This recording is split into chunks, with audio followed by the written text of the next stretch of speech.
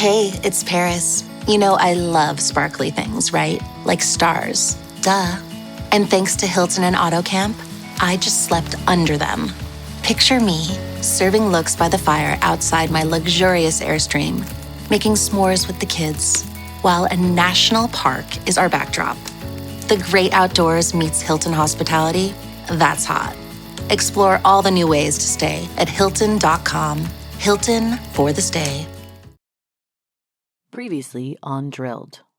The issue was not were we going to have a problem. The issue was simply how soon and how fast and how bad was it going to be, not if. Nobody at Exxon, when I was there, was discussing that. It was just, okay, how fast is it going to come? Can we do something about it?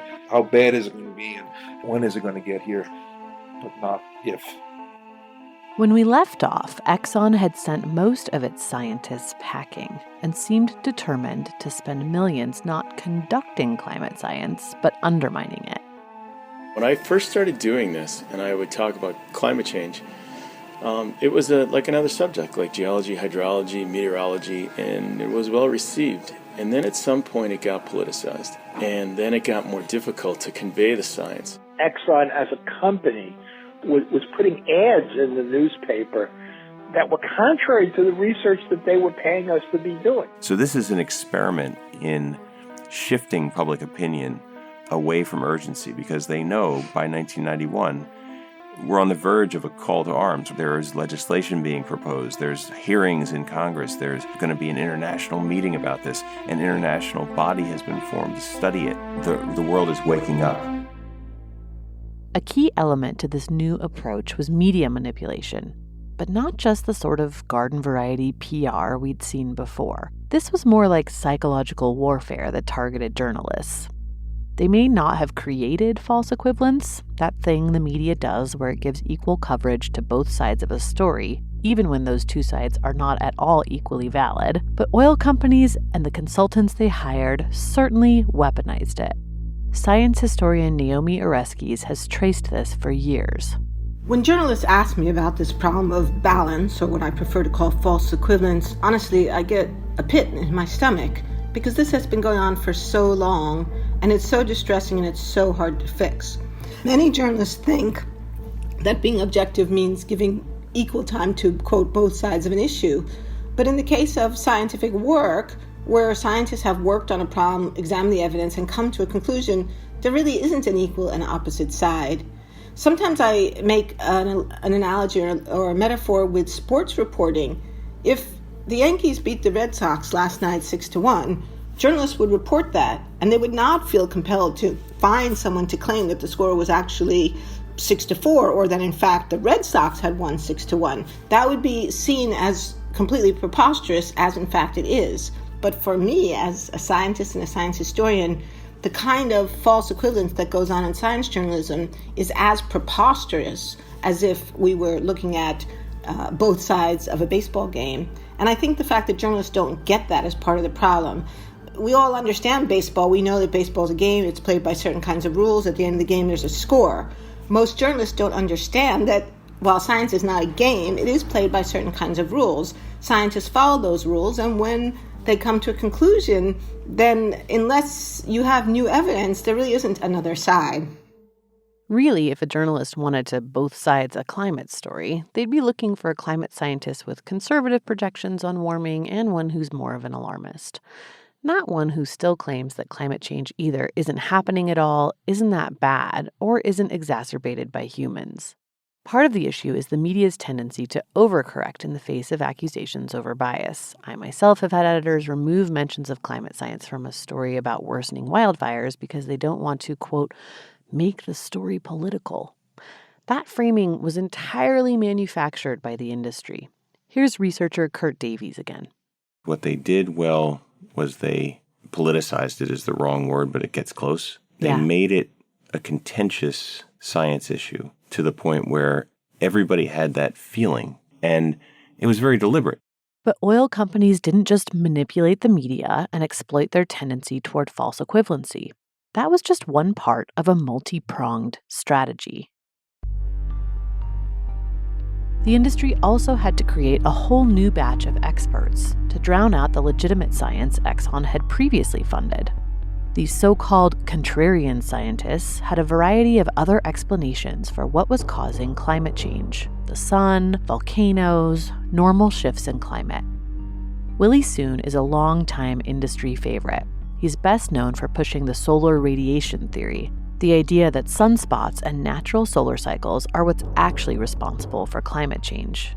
It's a theory that's been debunked over and over again, including by the industry's own scientists. The most recent flaw pointed out in Soon's work is that if solar cycles were what controlled climate, we'd be cooling now, not warming. He's also fond of saying polar bears actually need less ice, and he still gets cited regularly by politicians. First of all, I'd like to know how many of you really believe that this gas called CO2, some people call it satanic gas, can be really dangerous for the climate and for the whole planetary Earth itself. How many of you? Zero? Y'all can go home now. Anyway, the first disclaimer is that I truly speak here on my own behalf, but I am a scientist. I've been working in this subject, I would say, day in and day out. You can ask my wife for some 27 plus years. And I really are very serious. All I'm concerned about is actually the truth, as you know. Any of you know what is CO2 gas? Right here. CO2. Okay? This is gas of life. So if they want to tell you that CO2 is dangerous, you tell them to stop breathing, right?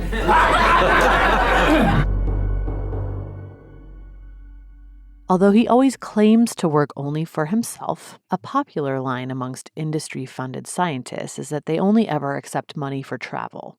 At various points, Soon has had to disclose who his funders are: ExxonMobil, Southern Company, Peabody Coal, the American Petroleum Institute, or the API, and Koch Industries. Hey, Drilled listeners, Amy here to recommend another climate podcast. If you have ever wondered exactly where your water comes from, what it means to actually break up with fossil fuels, or what the year 2100 could even look like, check out the Climate Dispatch from the folks at the Sierra Club Angeles chapter in collaboration with Stranded Astronaut Productions. The show is brand new. It launched in April, just in time for Earth Day, and it answers all those questions and more. The Climate Dispatch explores both global and local stories of the climate crisis through the lens of Southern California. On the show, host Taya Jeanette brings together a variety of guests and experts in conversation to share their climate wins and break down their fears and collective hopes for the future. Some featured guests include Time 100 Next recipient and climate activist Naleli Kobo, Troy Stevens, creative manager of Grist Magazine's Imagine 2200 climate fiction contest, Aru Shaini Ajay, executive director of the Sunrise Movement, and Allison Chin, president of the Sierra Club Board of Directors. Each episode will also feature a local LA-based band or musician to play out the show. Check out the Climate Dispatch at sc.org/climate dispatch or wherever you listen to podcasts.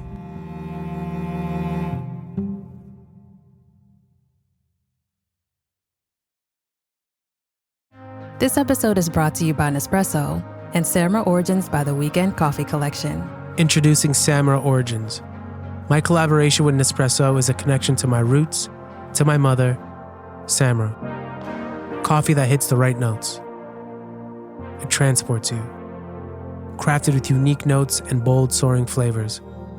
Experience a taste that moves you. Nespresso and Samra Origins. Discover more at Nespresso.com. It's worth pointing out that oil companies knew full well that theories like Soon's didn't hold water. In 1995, a primer on climate change was developed by the Global Climate Coalition, a trade group that included manufacturing, oil and gas companies, and utilities. The primer was intended for public release and underscored the uncertainty of climate science and provided talking points for those who wished to combat what denialists at the time referred to as, quote, climate alarmism. In an early draft of the primer, circulated amongst the group in 1996, scientists from member companies debunked the contrarian theories of the day, which are still being pushed today. Here's our document guy, Kurt Davies, again with that. Set the stage here that in 1996, the Global Climate Coalition, which was the allied forces of everything from the oil industry to the autos to mining to metals, heavy manufacturing, all of them in one group, allied against the UNFCCC, basically. Their aim was to slow down international policy. So they're monitoring everything, they're sending people to the meetings, and they're doing a variety of publications that they're handing out at these meetings. So IPCC is supposed to do these reports every 5 years. The second one comes out in 95, and they're doing this book that will respond to that and give industry's opinion. So there's a whole draft, and they go through all these different ways that you can still say that it's uncertain in the face of this phone book thick IPCC report. Part of this draft is a discussion only in the draft form of the question, as it's stated here, quote, are there alternative explanations for the climate change which has occurred over the last 120 years? And they go on to say, several arguments have been put forward attempting to challenge the conventional view of greenhouse gas-induced climate change. These are generally referred to as, quote, contrarian theories. This section summarizes these theories and the counter-arguments presented against them. And one by one, in this draft, solar variability, the role of water vapor, differences in the temperature record between the satellite record and the surface record.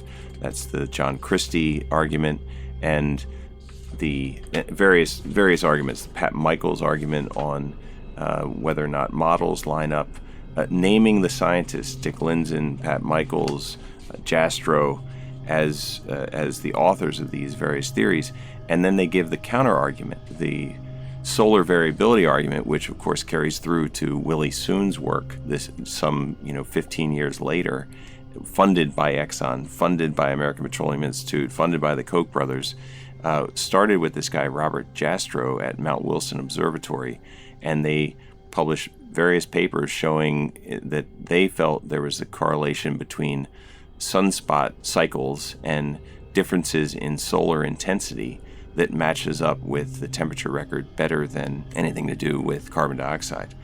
This approval draft says that argument is sufficient to account for no more than 0.1 degrees C of temperature change. So they say it may be a factor, solar radiation may be a factor, but, quote, if solar variability has accounted for 0.1 degree temperature increase over the last 120 years, it is an interesting finding, but it does not allay concerns about future warming, which could result from greenhouse gas emissions. So this draft, written by a mobile oil scientist, knocks down the variety of arguments that we still hear today.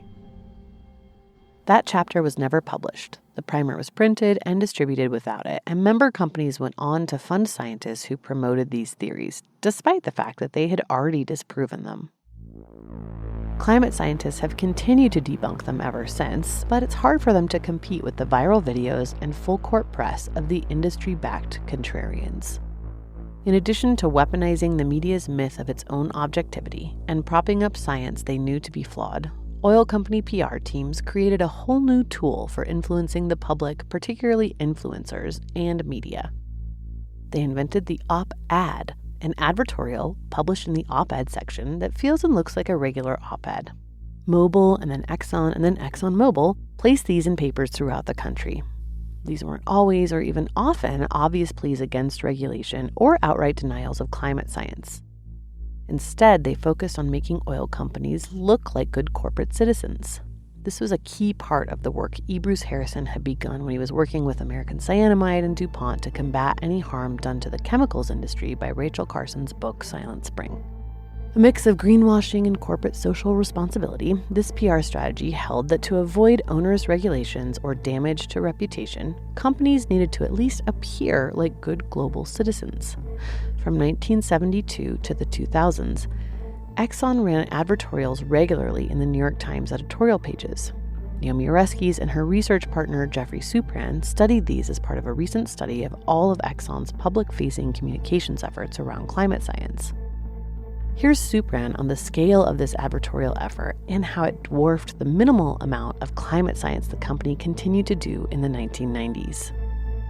these advertorials, which it became clear were part of a very comprehensive ExxonMobil climate change communication plan, whereby they took out advertorials every Thursday between 1972 and the 2000s, and they paid like about $31,000 per advertorial. They got a discounted rate from the New York Times, and so it was such a sort of orchestrated, comprehensive effort to reach literally millions of people in the general public versus one guy conducting, genuinely decent peer-reviewed science, on average read by a few tens of people in the academic world. So the discrepancy in scale is sort of on both ends of that equation.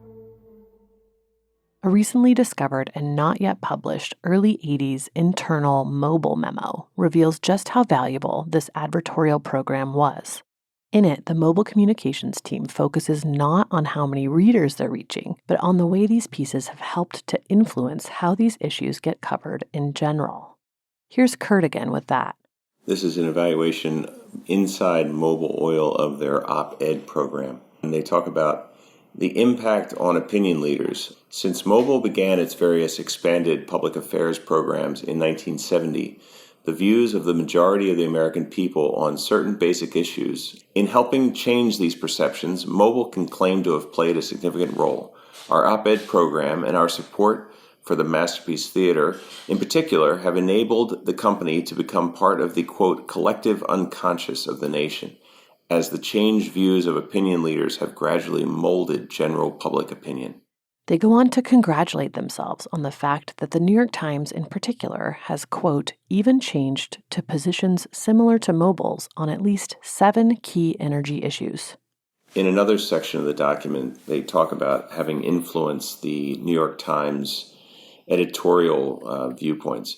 And the document says, quote, our analysis shows that the Times has altered or significantly softened its viewpoints on conservation, moving from a total reliance on conservation to advocating increased production incentives to solve the supply shortage, on monopoly and divestiture, moving from approving the breakup of the oil companies to opposing divestiture, on something called decontrol, moving from opposing decontrol to urging phased deregulation, on natural gas, moving from urging price controls to endorsing a speed up of deregulation and decontrol of new gas prices, and coal, moving from advocating strict environmental safeguards to suggesting more relaxed controls, on offshore drilling, moving from valuing environmental concerns at the expense of exploration and development to urging accelerated offshore drilling, and on gasohol, which is another name for ethanol, moving from increased subsidies for gasohol production from grain to arguing against such subsidies. So they're tallying how they have affected the viewpoints of the New York Times on conservation, monopoly and divestiture, decontrol, natural gas, coal, offshore drilling, and gasohol, all things that they had written op-eds on. A decade or so later, Mobil was still taking out advertorials every week, and in the lead up to Kyoto in the 1990s, it placed a fairly aggressive ad in both the New York Times and the Washington Post. The ad read, quote, let's face it, the science of climate change is too uncertain to mandate a plan of action that could plunge economies into turmoil. Scientists cannot predict with certainty if temperatures will increase, by how much, and where changes will occur. In fact, scientists' predictions of climate change were remarkably accurate, including Exxon's, whose experts in the 1970s accurately predicted CO2 concentrations by 2010 and the resultant warming. But oil companies weren't about to let facts get in the way of a good story. Next time on Drilled. I was on a radio show, 2 hours. They called and said, can you come in and talk about climate change? Sure. And it was K-Talk Radio, 6:30 a.m. And I still remember this so well. And it was 2 hours of live TV, and they broke the call record. And everybody that called in was antagonistic toward me. Nasty. It was, oh, let me talk to that tree-hugging do-gooder kind of guy. And that's how the whole interview went. And I got done. I was like, why are they so angry? Drilled is produced and distributed by Critical Frequency. Reporting for this series was done by me, Amy Westervelt. Our producer and composer is David Whited. Our executive producer is Richard Wiles. Our story and concept consultant was Reka Murthy. Our cover art was designed by Lucas Lisakowski. You can find Drilled wherever you listen to podcasts. Please remember to rate and review the podcast. It helps us find new listeners. Thanks for listening. See you next time.